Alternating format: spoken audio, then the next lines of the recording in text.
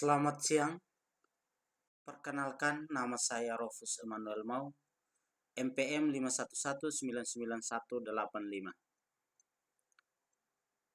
Pada kesempatan kali ini saya akan mempresentasikan tugas Ekormes tentang perusahaan yang melakukan transaksi secara online, yaitu pada PT Kereta Api Indonesia Persero.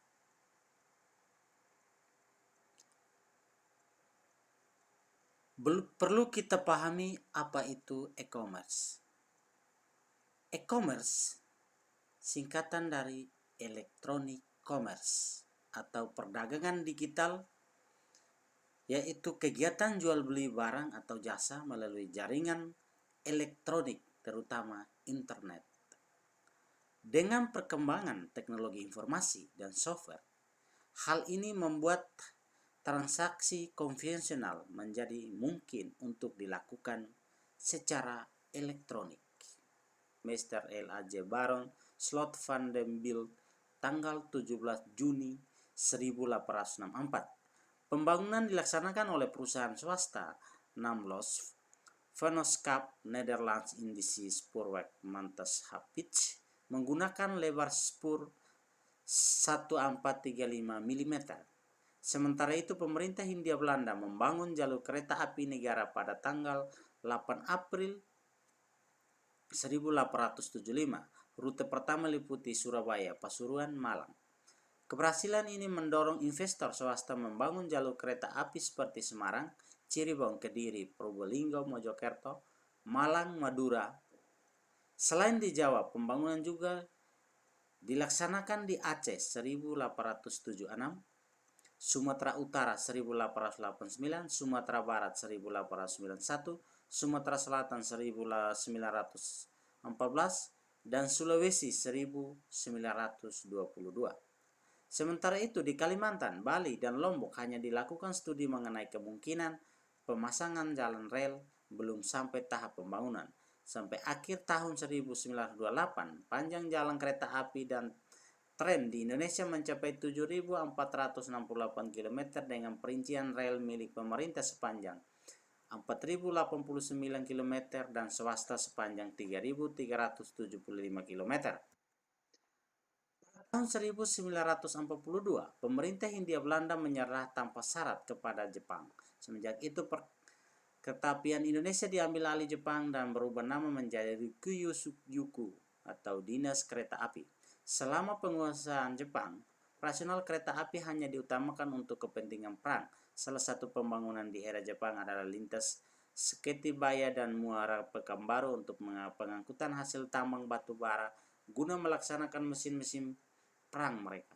Namun Jepang juga melakukan pembongkaran rel sepanjang 475 km yang diangkut ke Burma untuk pembangunan kereta api di sana. Setelah Indonesia memproklamasikan kemerdekaan pada tanggal 17 Agustus 1945, beberapa hari kemudian dilakukan pengambil alihan stasiun dan kantor pusat kereta api dikuasai oleh Jepang. Puncaknya adalah pengambil alihan kantor pusat kereta api Bandung tanggal 28 September 1945, kini diperingati sebagai Hari Kereta Api Indonesia. Hal ini sekaligus menandai berdirinya Jawatan Kereta Api Republik Indonesia di Kari. Ketika Belanda kembali ke Indonesia tahun 1946, Belanda membentuk kembali Kereta Api Indonesia bernama Staatspoorwegen. Berdasarkan perjanjian damai Konferensi Meja Bundar KMB Desember 1949, dilaksanakan pengembalian aset-aset milik pemerintah Hindia Belanda. Pengalihan dalam bentuk penggabungan antara DKRI dan SSES menjadi Jawatan Kereta Api DKA tahun 1950. Pada tanggal 25 Mei, DKA berganti menjadi Perusahaan Negara Kereta Api PNKA. Pada tahun tersebut mulai perkenalkan juga lambang wahana daya pertiwi yang mencerminkan interkonformasi perkeretaapian Indonesia sebagai sarana transportasi adalah guna mewujudkan kesejahteraan bangsa tanah air. Selanjutnya, pemerintah mengubah struktur PNK menjadi Perusahaan Jawatan Kereta Api PJKA tahun 1971. Dalam rangka meningkatkan pelayanan jasa angkutan, PJKA berubah bentuk menjadi Perusahaan Umum Kereta Api PRUMKA tahun 1991. Perumka berubah menjadi perseroan terbatas PT Kereta Api Indonesia Persero pada tahun 1998. Saat ini PT Kereta Api Indonesia Persero memiliki 7 anak perusahaan grup usaha, yakni PT Reska Multi Usaha, PT Railing, PT Kereta Api Komuter Indonesia, PT Kereta Api Pariwisata, PT Kereta Api Logistik, PT Kereta Api Properti Manajemen, dan PT Pilar Sinergi BUMN Indonesia. Visi dan misi PT Kereta Api Indonesia terkait. Visi, menjadi solusi ekosistem transportasi terbaik untuk Indonesia.